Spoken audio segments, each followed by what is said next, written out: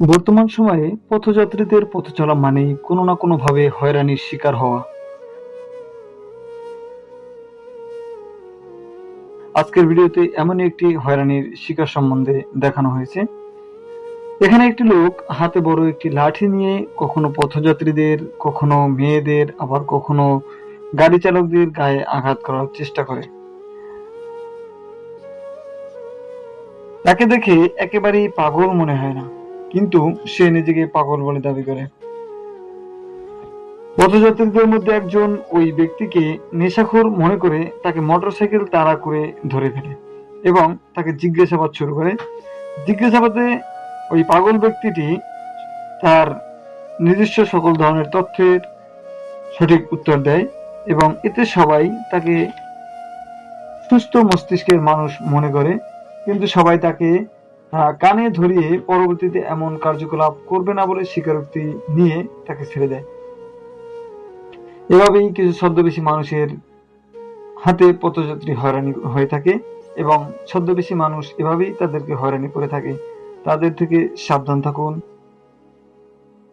প্রশ্ন করা বাদ দিয়া আর কখনো লাঠি হাতে নিবি না।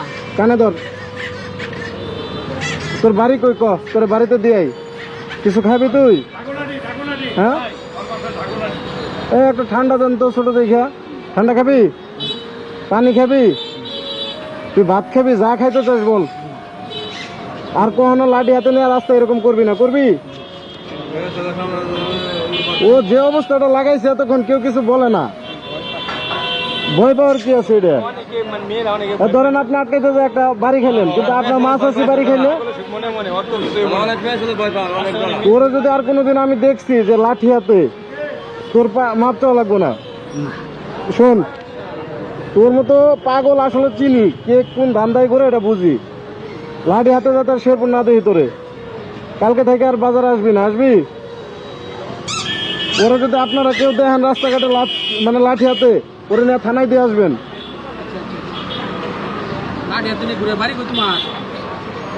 তো বাড়ি কই? বাপের নাম কি? সব বলতে পারতেছস, তাহলে তুই পাগলটা কি রে? এটা কর। আমি যদি পাগল হই, আমার বাপ বা আমার ঠিকানা আমি কিছু বলতে পারবো? তো তুই কিসের পাগলটা কো আমারে? তোরে যে ভালোভাবে 100 টাকা দিতেছে, এখান থেকে গাড়ি ভাড়া দেওয়া যাবি কে?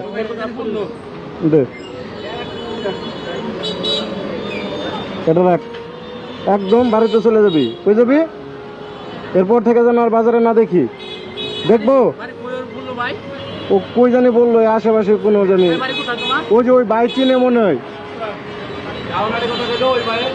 নেশা টেশা করস? খবরটা নেশা করবি না, একদম বাড়িতে চলে যাবি। তোর পকেটে কি কিছু আছে দেখি? তুই এভাবে মানুষকে মারতে চাস কেন? তোর কিন্তু এই জায়গায় ছবি তুলে রাখছি। এরপর তোরে যদি আরেকদিন এখানে দেখি, একবারে নিয়ে থানায় ঢুকাই দেবো, কিন্তু মন থেকে যেন। যা বাক। ও মহিলা টহিলার সামনে কেমন করতেছে, আর এইগুলো দেখে মানুষজন তাকে আছে, কেউ কিছু বলেও না। কেন ভাই মাইরা ফেলাবে ওর সামনে? ওরা কেউ কিছু বললে? একটা মানুষের শরীরে যদি বাড়িটা লাগতো, ওরা আজকে মনে করো একবারে শিক্ষা দিয়ে ছেড়ে দিতাম। পথযাত্রা নিশ্চিত করুন। ভিডিওটি ভালো লাগে লাইক, কমেন্ট, শেয়ার করুন। ধন্যবাদ।